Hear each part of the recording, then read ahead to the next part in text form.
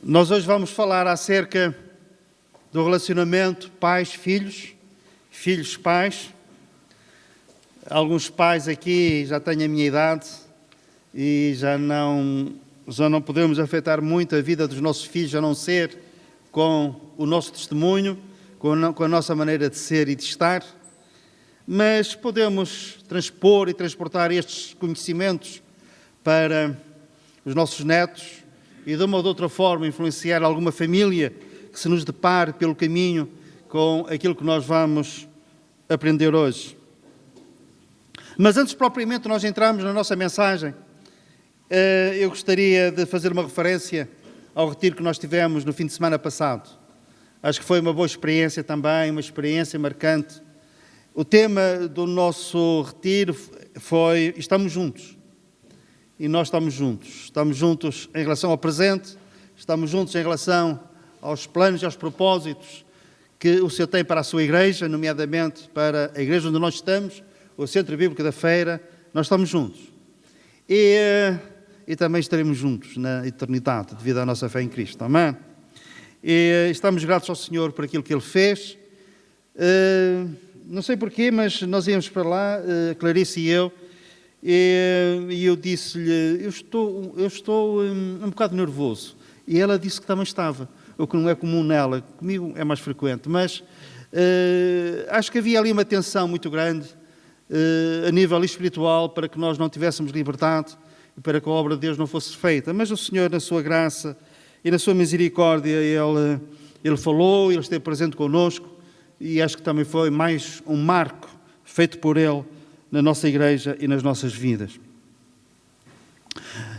Nós há cerca de um mês nós falamos acerca deste relacionamento pais-filhos, filhos-pais, e falamos a primeira parte. Hoje vamos continuar a falar sobre os princípios cristãos. Antes disso, apenas uma coisa, nós muitas vezes temos aquela ideia de que se nós vivermos para Deus, desculpem-me o termo, mas que lhe estamos a fazer um grande favor, o que não é verdade. Há um versículo na Bíblia que diz, em guardar os mandamentos do Senhor há uma grande recompensa. Para quem? Para nós. Nós seguirmos o Senhor, nós servirmos o Senhor, nós obedecermos à sua palavra, os principais beneficiários disso somos nós. É um facto que nós temos um cântico que diz que o Senhor não criou o céu sem nós. E Ele amou o mundo de tal maneira que deu o seu único Filho, para que todo aquele que nele crê não pereça, mas tenha a vida eterna. O Senhor quer que nós creiamos nele. Ele quer ter companhia no céu. Mas vou-vos dizer uma coisa, não fiquem escandalizados. O Senhor conseguia bem viver sem nós. Desde a eternidade passada, Ele viveu na sua trindade. E viveu bem. Mas continua a ser verdade que Ele nos ama e nos quer ter com Ele para todo sempre. Mas nós é que somos os maiores beneficiários desse relacionamento com Ele. E isso aplica-se inclusivamente ao nosso estudo. A nossa família é que irá beneficiar se nós seguirmos os princípios de Deus. E nós, pais, seguindo esses princípios, um dia será mais fácil nós encararmos o Senhor quando tivermos que o encarar nessa qualidade de pais. Há um versículo que diz que os filhos que são a herança do Senhor. E mais tarde ou mais cedo o Senhor vai avaliar como nós tratamos a sua herança, a todos os níveis. A nível dos dons, dos talentos, das oportunidades e da família. Não é para assustar ninguém, mas é para responsabilizar-nos a todos. E se ficassem apenas com este pensamento, com esta verdade bíblica, com este texto, em guardar os mandamentos de Deus, há grande recompensa para nós, já teria valido a pena nós termos vindo cá. Mas estamos convictos de que o Senhor tem algo mais para nos falar. O que a Bíblia diz sobre pais e filhos, a história de Jacó com o seu filho como filho, melhor direi, e como irmão. E vamos basear a nossa palestra na história deste homem e dos seus pais e do seu irmão Esaú. Só para recordar um bocadinho, nós no mês passado falámos bastante acerca da importância do pai na vida dos filhos, os valores que o pai transmite aos filhos e os valores e os princípios que só o pai homem, consegue transmitir ao seu filho de forma eficaz. E nós vamos só olhar muito brevemente para alguns tópicos aqui e vamos lembrar que todos os filhos tentam agradar aos seus pais. Não importa a idade que tenham, todos nós estamos à procura da aprovação dos nossos pais. Estou a falar de pais homem. Além disso, há filhos que lutam a vida toda para chamar a atenção do pai, porque o pai está distraído com muitas coisas, trabalha muito, faz muitas coisas e não tem tempo para parar e dar a devida atenção ao filho ou à filha. Há filhos que nunca se sentem aprovados pelo pai e então lutam a vida toda para sentirem a aprovação do seu pai. Do outro lado, temos que nem todos os pais percebem isso. Percebem a luta dos seus filhos para lhe agradar. Quando o filho chega à casa com uma nota boa da escola, diz à mãe, a mãe fica contente, mas o filho quer a aprovação do pai. E quando o pai diz, muito bem, foste bem, estiveste bem, isso vale muito, vale sei lá quanto mais. Então o filho precisa deste reforço positivo. Há pais que têm dificuldade em ver e ouvir os filhos, o que eles não dizem com palavras. Há muitas coisas que os filhos não dizem com palavras. Há muitas coisas que os filhos não contam aos pais. Fecham em si mesmos, guardam para si mesmos. E é importante ler nas entrelinhas, procurar ver e perceber o que os filhos não estão a contar, mas que pode estar a ser uma alegria para eles ou uma preocupação para eles, ou às vezes um problema muito grande para eles. E, por fim, há pais que não valorizam devidamente o seu papel na vida dos filhos. Há pais que pensam, se a mãe está lá, está tudo bem, eu não tenho de estar. Se a mãe pergunta pela escola, está tudo bem, eu não preciso de perguntar. Se a mãe se preocupa com a saúde dos filhos, então ela já se preocupa e eu não preciso de me preocupar. Não é verdade. Os filhos sentem um apoio tão grande, um amor tão grande da parte dos pais. Quando o pai pergunta, como estás? Estás bem? Precisas de alguma coisa? Estás com algum problema? Está tudo bem na escola? Está tudo bem no teu grupo de amigos? Ou se já são mais velhos, está tudo bem no teu trabalho? E por aí fora. Vamos avançar, Ana, por favor. Então nós vamos ver, de uma forma resumida, a história de um homem, de que a Bíblia fala. A Bíblia, como estamos habituados, é o nosso manual. Como nós aprendemos no retiro, na semana passada, é a nossa arma e também é a nossa ferramenta, é o nosso manual de vida. E então nós vamos ver a história de um homem, como é que ele se comportou enquanto filho e enquanto irmão. E vamos ver que ele nem sempre foi muito simpático, mas que sempre procurou a aprovação do seu pai. Vamos avançar? Os pais dele, quem eram os pais? Os pais do jovem de quem vamos falar chamavam-se Isaac e Rebeca. Tiveram uma história de amor muito bonita, muito especial. Rebeca veio de muito longe, casou-se com Isaac quando ele já tinha 40 anos, era um homem maduro. E um pouco mais à frente falaremos acerca disso. Então, avançando, estes eram os pais. Agora sou eu. E ambos tinham as suas qualidades. E neste slide, no slide anterior, nós lemos, há aqui um apontamento, Isaac e Rebeca, um casamento feito no céu. Não é nenhum versículo bíblico, mas este casamento, nós conhecendo a história como isto aconteceu, sem dúvida, que foi um casamento feito no céu. E E oxalá que cada um de nós se permita que os jovens também façam um casamento assim.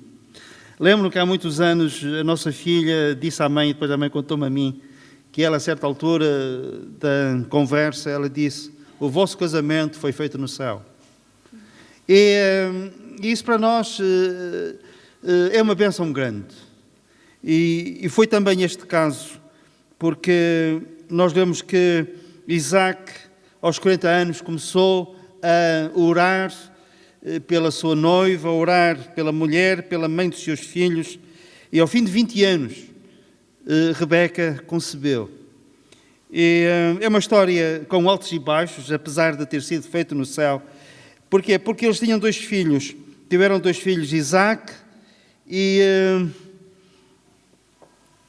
tiveram 2 filhos, Jacó e Esaú.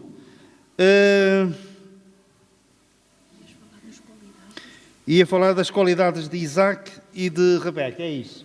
Qualidades de Isaac e de Rebeca. Isaac, o pai,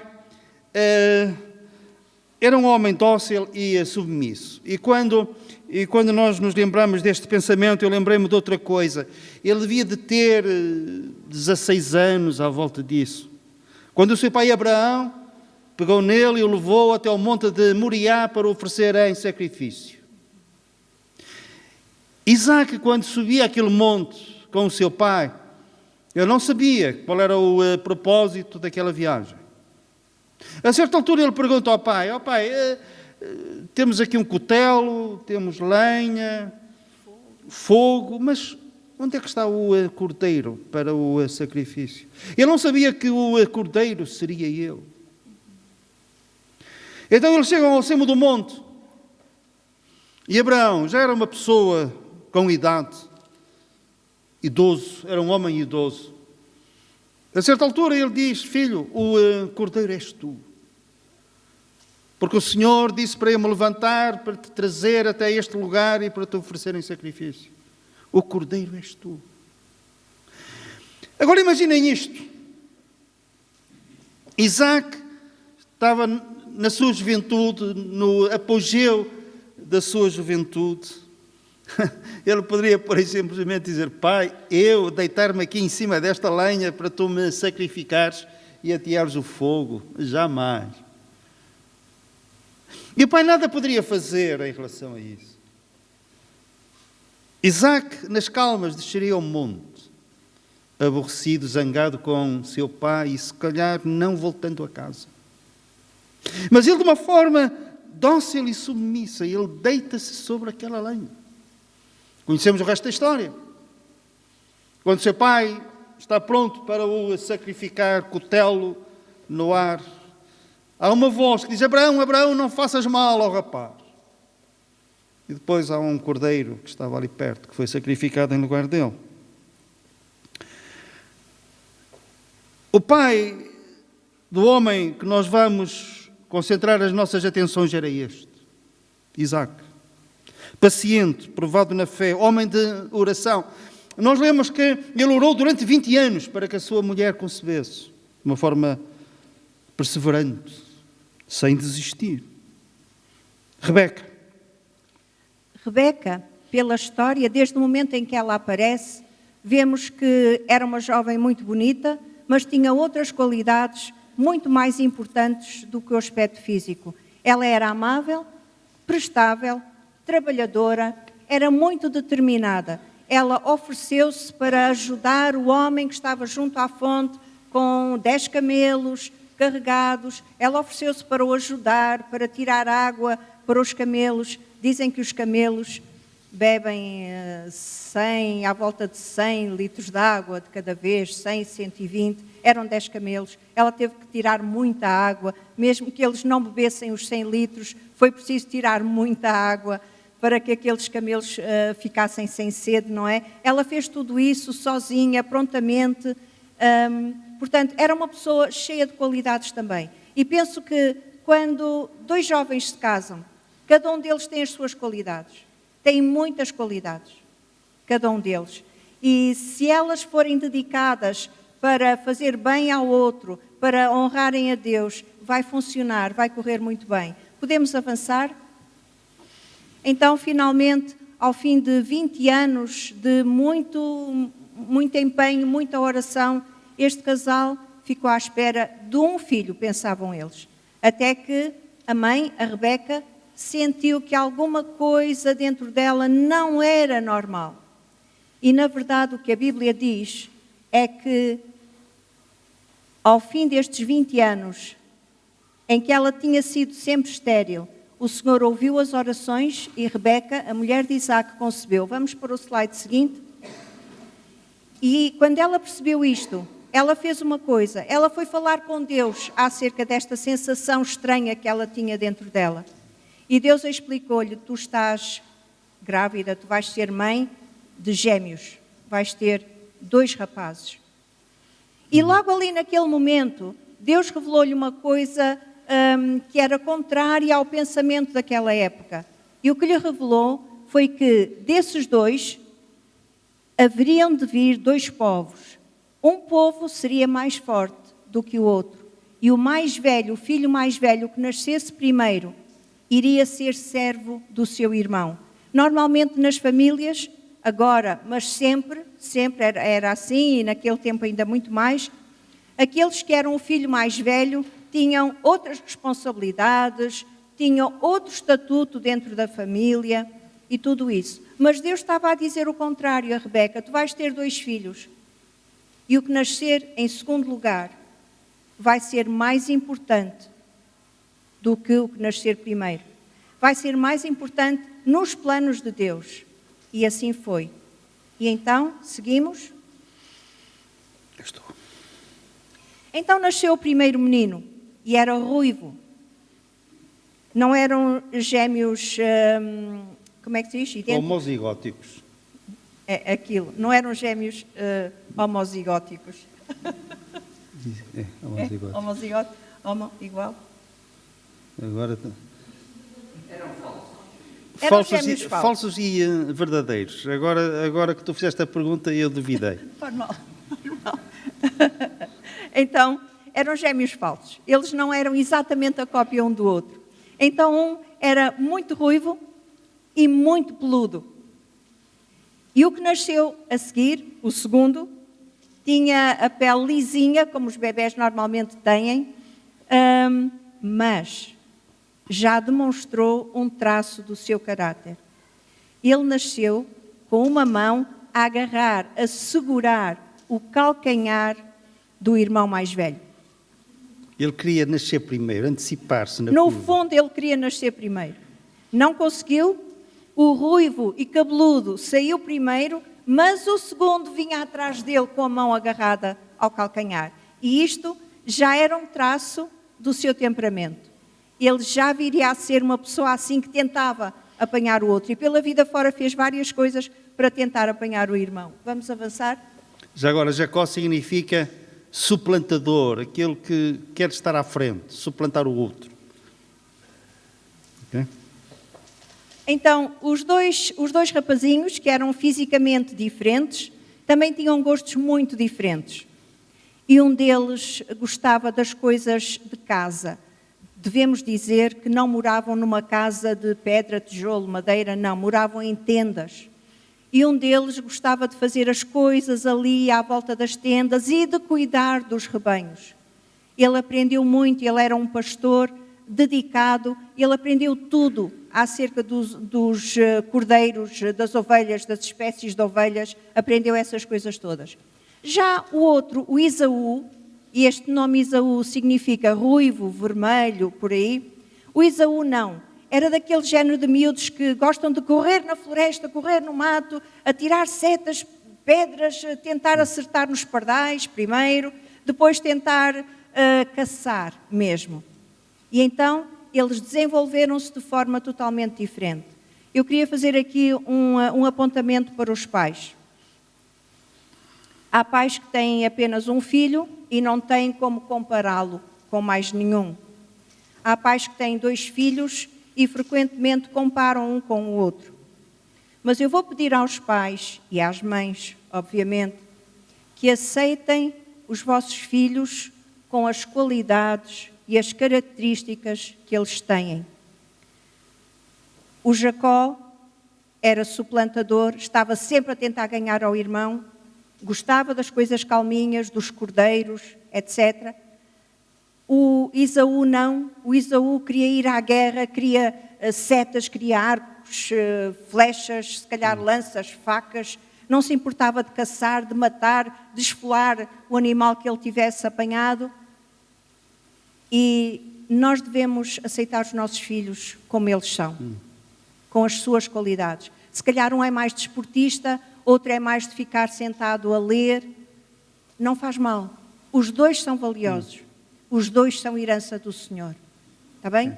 Avançamos? E porque Isaac e Rebeca, os pais, não souberam lidar com estas diferenças, este foi o princípio de grandes desapontamentos e perdas e divisão naquela família. Como a Clarissa disse, Esaú tornou-se caçador e o pai inclinava-se para Esaú. Ele gostava particularmente, a comida que ele mais apreciava era a comida de caça. Quem é que lhe fornecia a caça? Era Esaú. Ele tinha um fraco. Carne de caça. Jacó nunca tinha ido, se calhar, nunca ousou entrar numa floresta. Provavelmente nem sabia usar o arco. Tinha outros gostos. Tinha outras prioridades. E então o pai gostava mais de Esaú. Jacó estava mais por casa. Era mais acessível, se calhar era mais simpático, mais dócil. E a mãe gostava mais de Jacó. E foi o facto de não saberem lidar com os gostos e o caráter, a personalidade diferente dos dois filhos, que os problemas começaram com os filhos e com os pais também. Cada pessoa tem as suas características, tem os seus gostos. E mesmo aqueles que têm mais do que dois filhos, com certeza que não há filhos com os mesmos princípios, com os mesmos gostos, com os mesmos desejos, com os mesmos sonhos. E é necessário nós, pais, estarmos atentos e respeitarmos essa diferença. Coisa que Isaac e Rebeca não souberam fazer. E iremos ver o que é que aconteceu por causa disso. Então, o que lemos na Bíblia é que Esaú saiu perito caçador, homem do campo, e Jacó, homem pacato, habitava em tendas. Avançamos, por favor.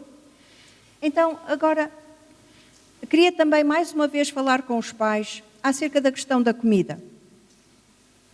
Quando temos várias crianças em casa,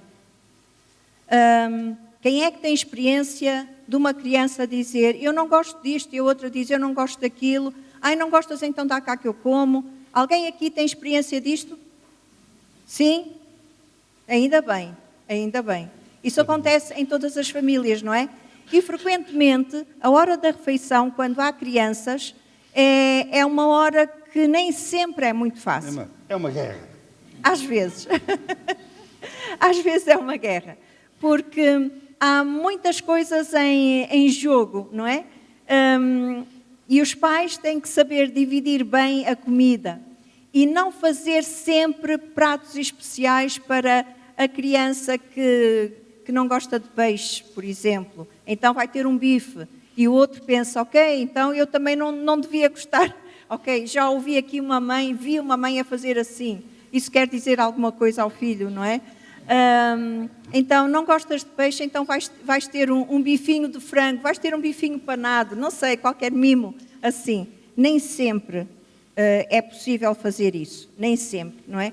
E também a criança deve ser educada a comer um pouco de tudo.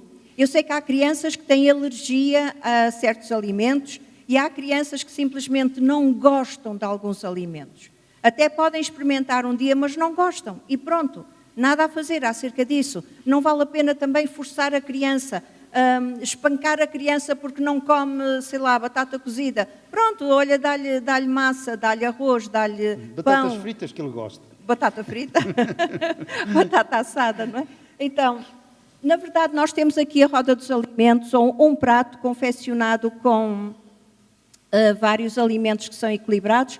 temos legumes e frutas deste lado, temos os fornecedores ali em cima de proteína e depois aqui embaixo os amidos. E muitas vezes a comida é um tema sensível nas famílias. Às vezes porque um dos filhos come muito e o outro acha que comeu menos, etc. Se calhar isto também se pode aplicar aos adultos, mas hoje eu vou-vos poupar. Não vamos falar sobre isso. Vamos para o slide seguinte. Sou eu de mim. E nós... Aqui nos pais das crianças pequenas, és tu? Aqui. Aqui. Ok. Estamos aqui. Ainda estamos aqui. Okay. Então, frequentemente nós temos cenas destas. Temos uma criança pequenininha e a mãe está a dar-lhe pela primeira vez um alimento ou pela 50ª vez, 50ª vez, não interessa.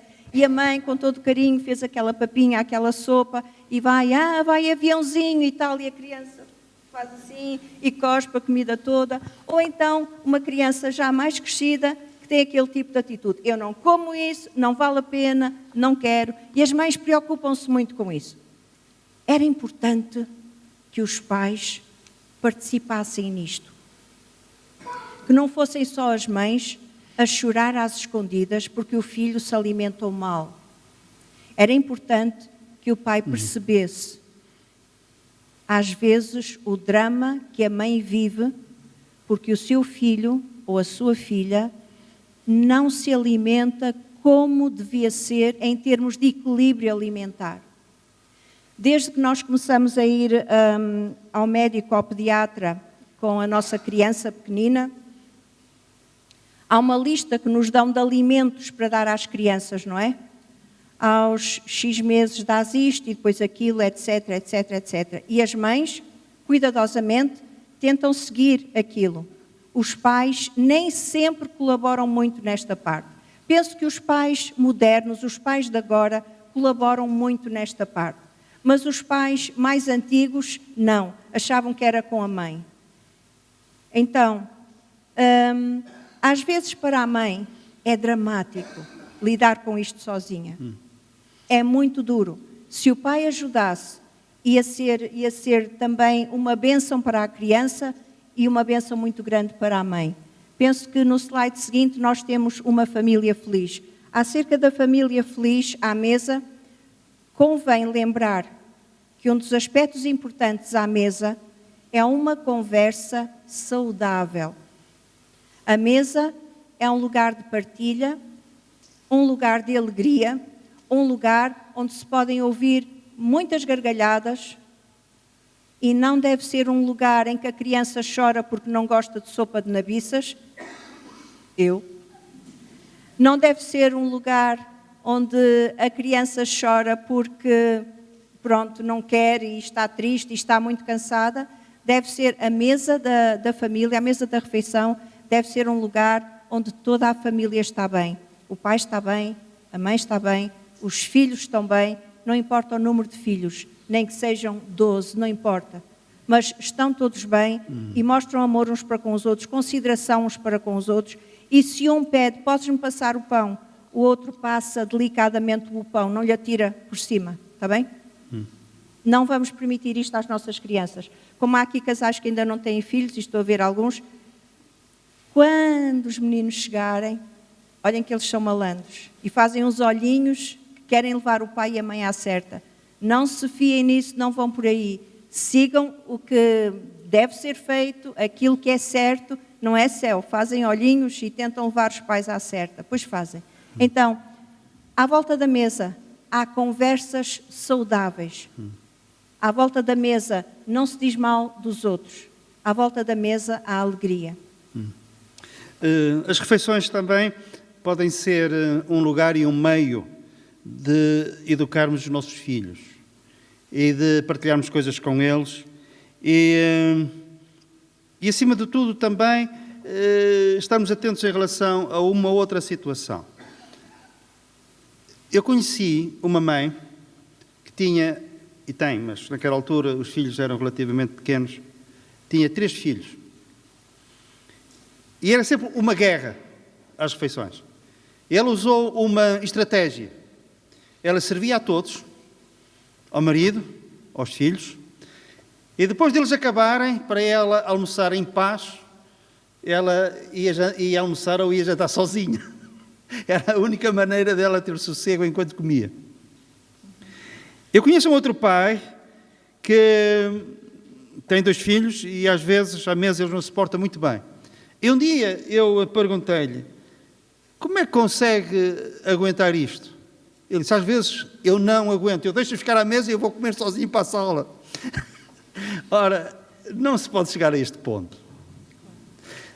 A mesa deve ser sempre um lugar de tranquilidade, de paz e de diálogo e de correção. Dizer, isso não se pode fazer, isso não é isso não se pode, isso não se faz, ponto. Aproveitarmos essa oportunidade para educar melhor os filhos. Ou pelo menos, só uma coisinha pequena, ou pelo menos dizer, na nossa casa não se faz assim. Na nossa família não se faz assim. Nós, aqui em casa, aqui nesta casa, não falamos assim uns com os outros. Nós aqui não usamos estas palavras, etc. Ok. Avançando, porque a hora também vai avançando.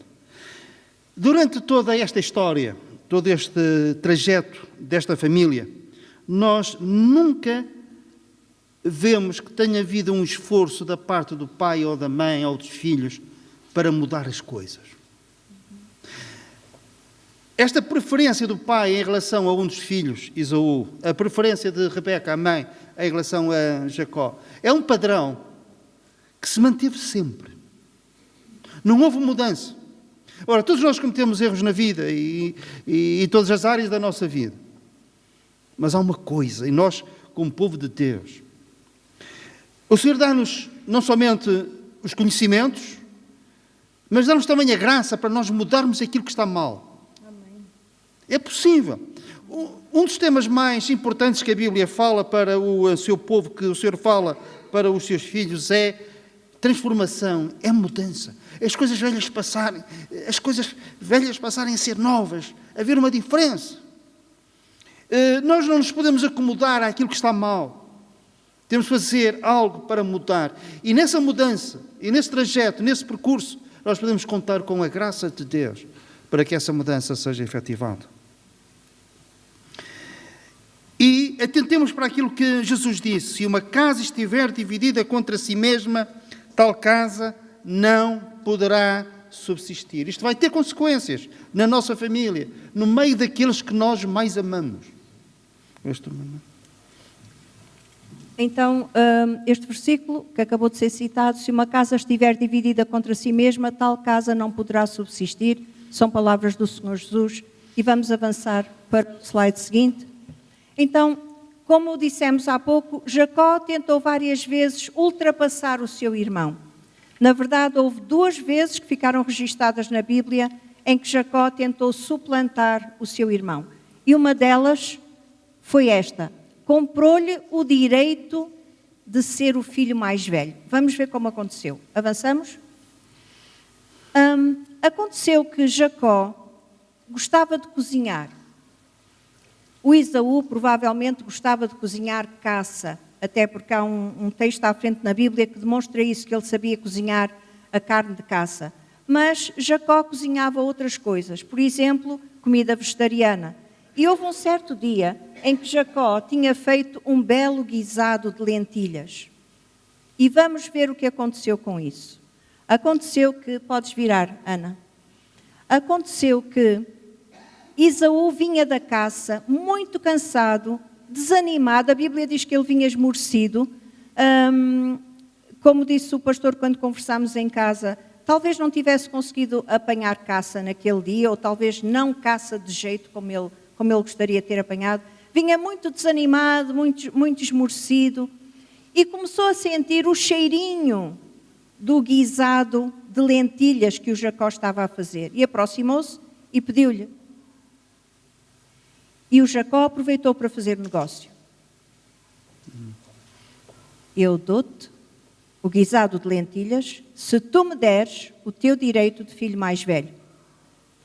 A reação do Esaú demonstra o caráter que ele tinha e a personalidade que ele tinha. Então, a proposta de Jacó foi esta: vende-me primeiro o direito de primogenitura, que é o direito de filho mais velho.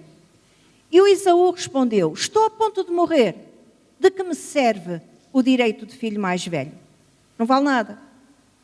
Mas Jacó insistiu com ele: jura-me primeiro. Jura-me primeiro. Ele não era um irmão que confiasse no irmão assim facilmente. E disse: jura-me primeiro. E o Esaú imediatamente jurou.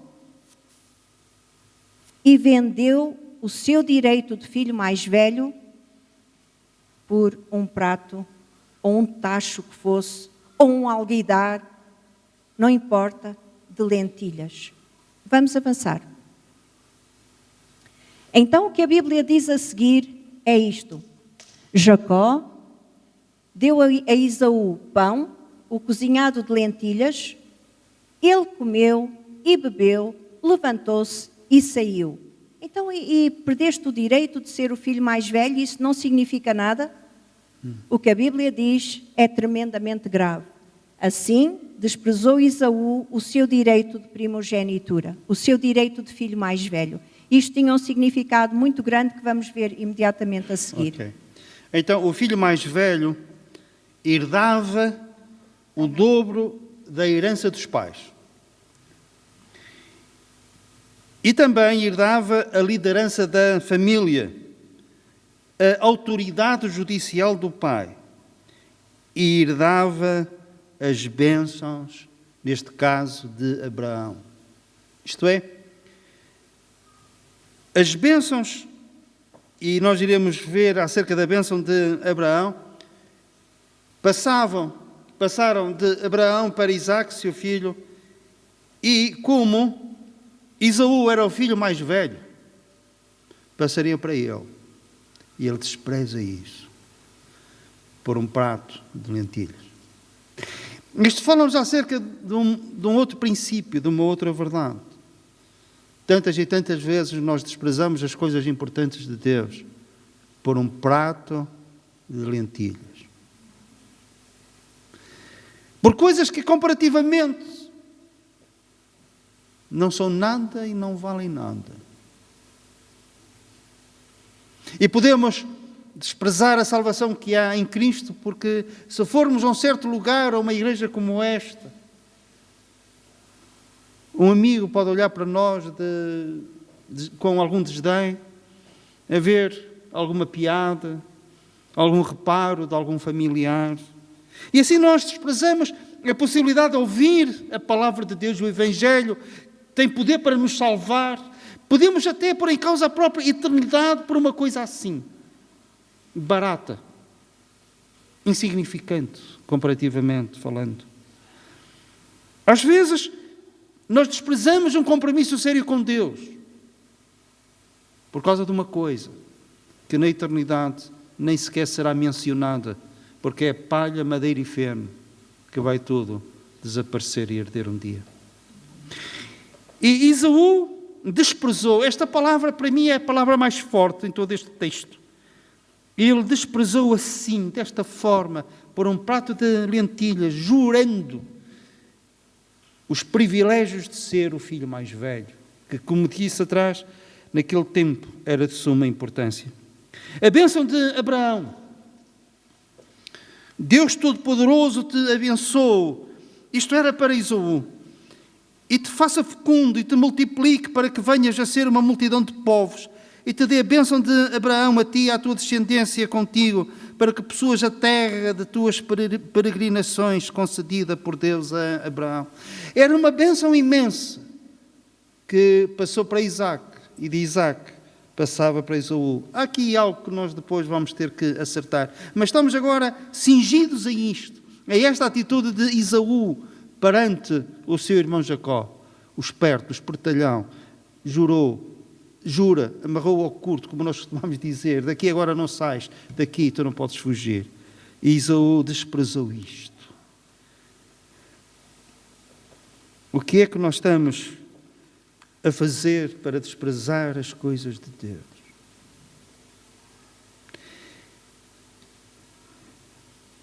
E eu poderia dizer algumas coisas, mas cada um sabe e pensa agora naquilo que eventualmente está a trocar pelas coisas de Deus e pelo próprio Senhor.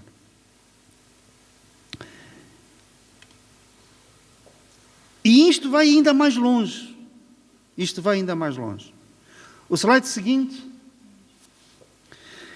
Deveras te abençoarei, diz o Senhor a Abraão. Isto faz parte da bênção de Abraão.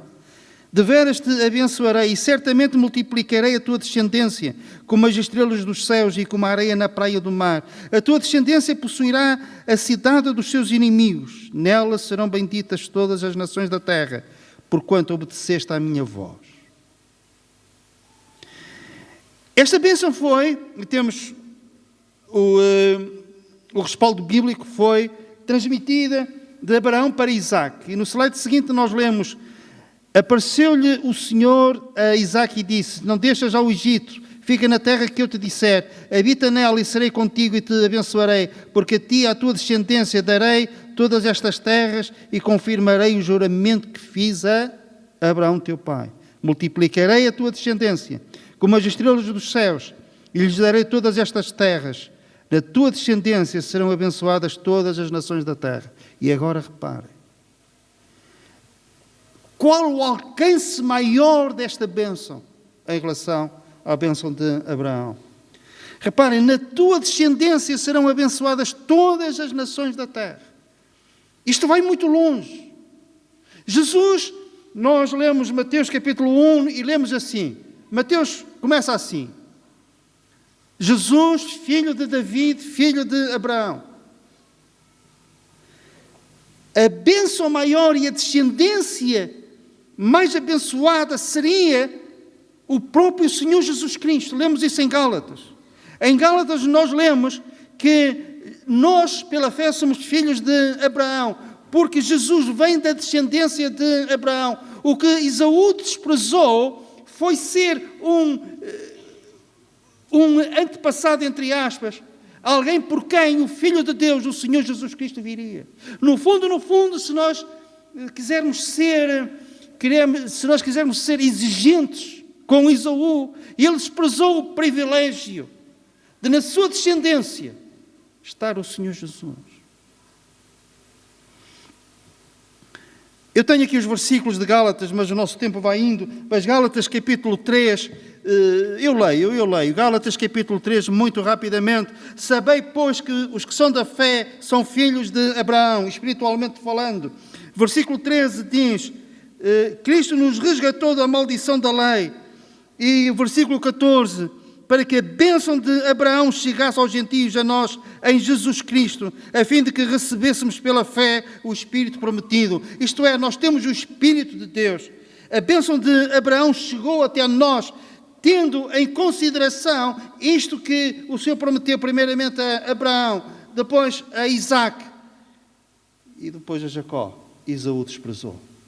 Desprezou este alto privilégio de, na sua descendência, nascer o Senhor Jesus Cristo. Às vezes nós não medimos as consequências das nossas escolhas. E às vezes estamos a privar de uma bênção enorme, de uma bênção grande. Porque lá atrás tomamos uma decisão, fizemos uma escolha e pusemos o Senhor num lugar lá bem atrás, em vez de estar no topo das nossas prioridades. Avançamos, Ana. Olhando para estas imagens, temos lá em cima o tipo de comida de Jacó, que era um guisado de lentilhas e pão, e o tipo de comida de Esaú, um pernil de javali assado. Era o género de coisa que ele gostava. E Isaac, o pai, também. Avançamos. Então, o segundo momento muito forte em que Jacó tentou suplantar o seu irmão foi o momento de receber esta bênção de Abraão. Avançamos? Ana, avançamos? Ok. O que aconteceu aqui foi que Isaac decidiu que queria passar esta bênção de Abraão para Esaú. Mas Esaú já tinha vendido o seu direito ao irmão, já não podia recebê-la. Além disso, Deus tinha dito à mãe, Rebeca, que a bênção de Abraão passaria para o filho mais novo, ou seja, para Jacó. O Isaac sabia disto, o pai sabia disto, não aceitou, não seguiu as diretrizes de Deus. A mãe sabia disto, não conversou com o marido, mas ouviu uma conversa na tenda. E vamos ver o slide seguinte. E a conversa que ela ouviu demonstra a sua atitude também em relação ao marido. A família estava dividida. Ela espiava as conversas entre Isaac e o filho Esaú. E ela ouviu Isaac dizer: Esaú, vais ao campo, apanhas uma peça de caça, cozinhas essa caça, conforme tu sabes que eu gosto, bem saborosa, e depois trazes-me, eu vou comer e a seguir vou-te dar as bênçãos. E ao falar assim, ele sabia que estava a falar das bênçãos de Abraão, deste direito extraordinário de vir a ser um antecessor do Salvador do mundo. Rebeca ouviu isto e não foi conversar com o marido, não foi dizer: Isaac, tu sabes que não pode ser assim dessa forma. Ela errou tanto. Ela fez um conluio com Jacó e disse: Jacó, vai depressa, manda arranjar já 2 cabritos, traz-me a carne, eu vou cozinhar daquela maneira que o teu pai gosta, que eu sei como ele gosta, e tu vais te disfarçar de Esaú e vais tu receber as bênçãos. Avançamos, Ana. Jacó teve dúvidas, porque, como dissemos no início, o Esaú era um homem muito cabeludo e o Jacó tinha a pele lisa. E ele referiu isso à mãe. Mas o pai, que estava quase cego, ele pode chegar-se ao pé de mim e vai perceber que eu não sou o Esaú. E ela arranjou uma solução. Triste. Muito triste. Eu ponho-te a pele dos cabritos à volta dos braços e do pescoço.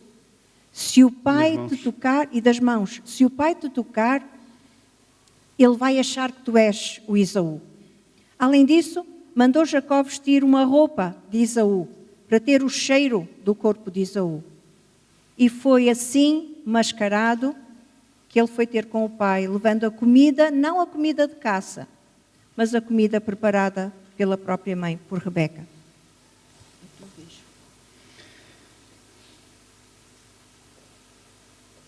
Qual é o slide? Avançamos? Avançamos. Depois disto, de Jacó ter enganado o pai, chega Esaú e prepara o guisado. Ele vai ter com o pai. E o pai pensou: foi enganado. A bênção já dei a Jacó. E nós podemos imaginar a fúria de Esaú ao sentir-se enganado por seu irmão. Ele insiste com o pai: tens uma única bênção, meu pai, abençoa-me também a mim, meu pai. E levantando-se Esaú, levantando a voz, ele chora. Há coisas na vida que nós podemos remediar. Inclusivamente nós podemos ser perdoados, e somos, quando arrependidos vamos ao Senhor. E podemos ser perdoados, inclusivamente, por aqueles a quem nós ofendemos, quem nós maltratamos. O perdão é possível. Mas há uma coisa que nós perdemos o controle. É as consequências dos nossos erros. Mesmo perdoados, nós não conseguimos controlar as consequências. E às vezes temos a oportunidade para voltar atrás e remendar. Às vezes, não temos. Esaú não teve. Ele chorou, ele lamentou profundamente o desespero de Isaac e Esaú ao perceberem que tinham sido enganados por Jacó. Isto requer da nossa parte vigilância, termos cuidado, vermos quais são as nossas prioridades e não corrermos riscos no nosso relacionamento com Deus. Ele perde, há aqui uma oportunidade para ele recuperar, mas uma vez mais ele foi enganado. E agora está sem nada. Está sem o direito de primogenitura e está sem a bênção de Abraão. O primeiro passo que ele deu foi de vender, desprezando esta bênção, ele vendeu o direito. Quando depois o perdeu na prática, porque aquilo foi teórico, não é? Quando depois o perdeu na prática, por muitas lágrimas que ele tenha derramado, era irrecuperável. Há escolhas que fazemos na vida, há palavras que dizemos, há atitudes que tomamos, que depois nos põem num caminho de consequências em que não há volta atrás. Foi isso que o pastor acabou de dizer. Não há volta atrás. Em relação aos relacionamentos, em relação às escolhas, em relação ao Senhor, há oportunidades extraordinárias que Deus nos dá e que só passam pelo nosso caminho uma vez na vida. Há oportunidades que Deus nos dá que só passam pelo nosso caminho uma vez na vida. Se as agarrarmos nessa vez, a bênção será tremenda. Se trocarmos essa oportunidade por outras coisas, que comparativamente são como um prato de lentilhas, não vai haver outra oportunidade. Por muito que Isaú chorasse e dissesse, ao menos uma bênção, meu pai, o pai disse-lhe, não tenho, já dei tudo ao teu irmão. A bênção de Abraão passou para o teu irmão. Tu vais viver pela tua espada. Tu vais ser servo do teu irmão. E assim foi. Passaram-se muitas gerações, centenas de anos, até que os descendentes de Isaú, os edomitas, conseguiram libertar-se dos descendentes de Jacó. Mas foi ao longo de muitos séculos, quando eles próprios formaram uma espécie de um reino, tiveram um rei, e então conseguiram ser independentes do domínio de Jacó, que hoje é Israel. Portanto, nós vamos ter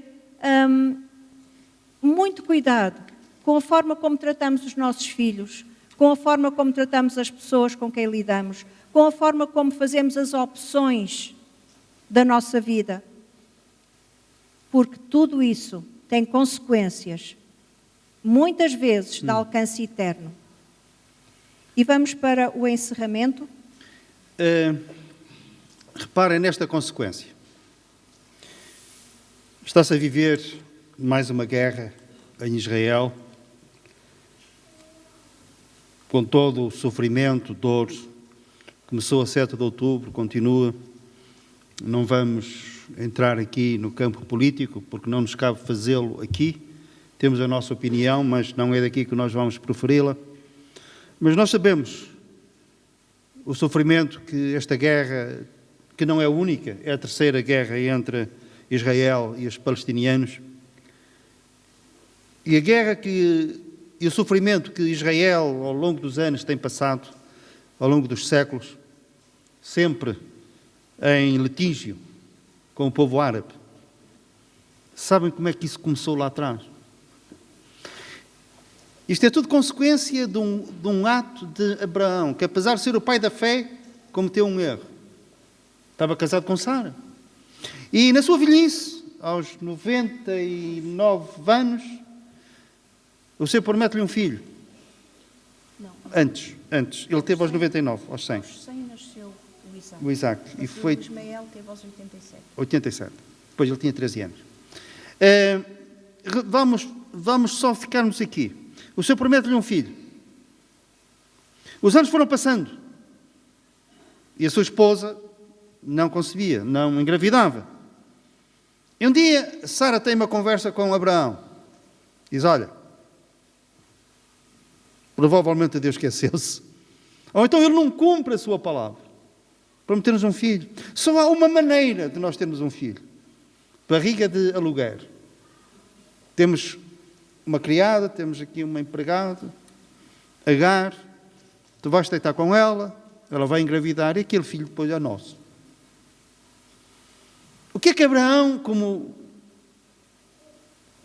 chefe daquela família, deveria ter feito? Deveria ter afirmado: não, o Senhor prometeu que eu teria um filho, mas tu serias a mãe desse filho, não Agar. Eu não sei se houve insistência, se não houve. Mas nós sabemos uma coisa. Abraão fez isso. E Agar engravidou. E teve um filho chamado Ismael. E depois, passados 13 anos, conforme Deus tinha prometido, Sara engravidou. E teve um filho chamado Isaac.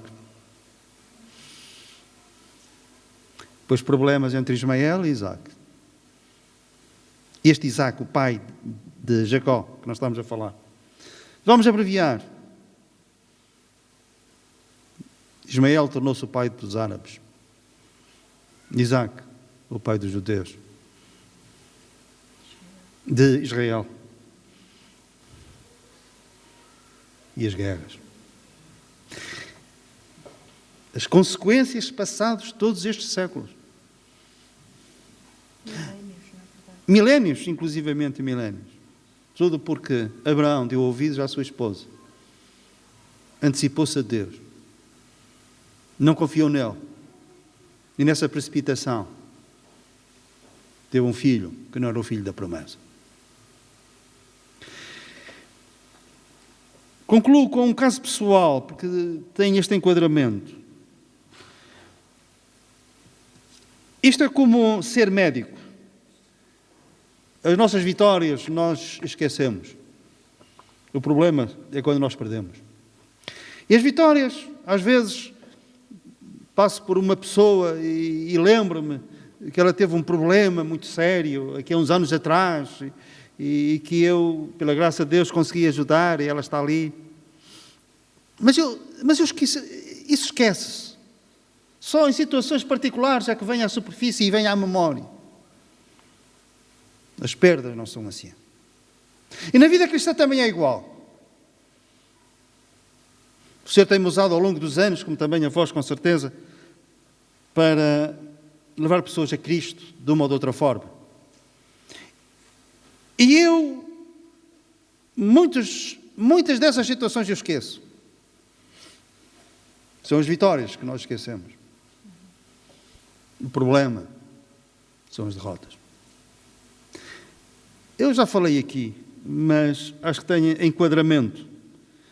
Eu um dia, aqui há 10 anos atrás, mais ou menos isso, mais ano, menos ano,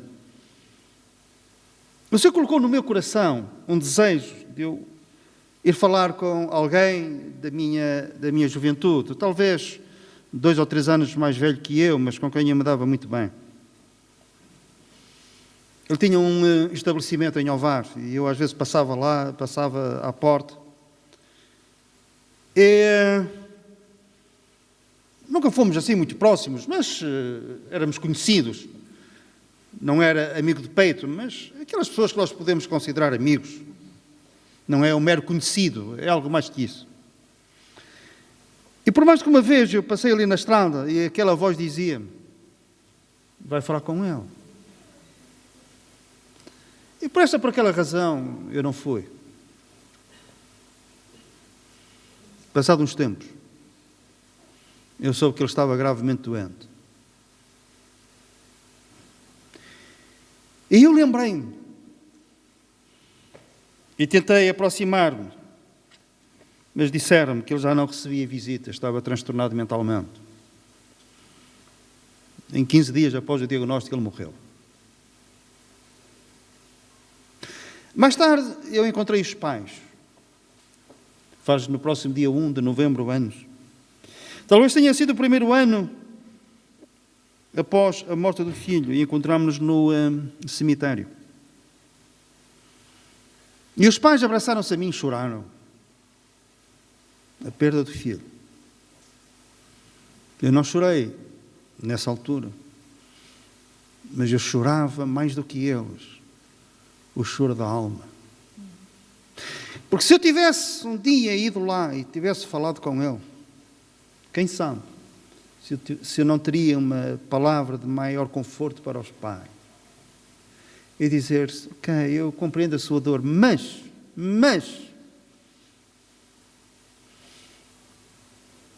eu não tinha nada para lhes dizer.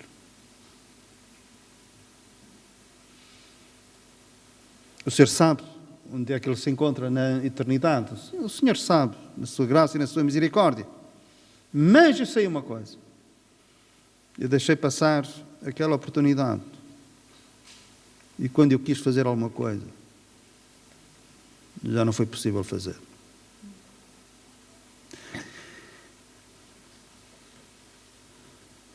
Por isso é que, em relação à conversão da alma, o Senhor diz, hoje, se ouvires a sua voz, não endureçais os vossos corações.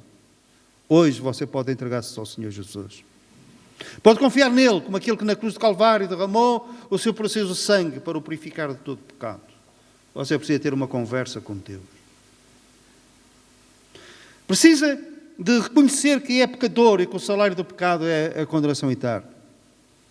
Não deixe passar esta oportunidade de hoje confiar em Jesus, entregar-se, recebê-lo como seu Senhor e Salvador, entregar-lhe a sua alma e dizendo, Senhor, salva a minha alma por aquilo que tu fizeste na cruz.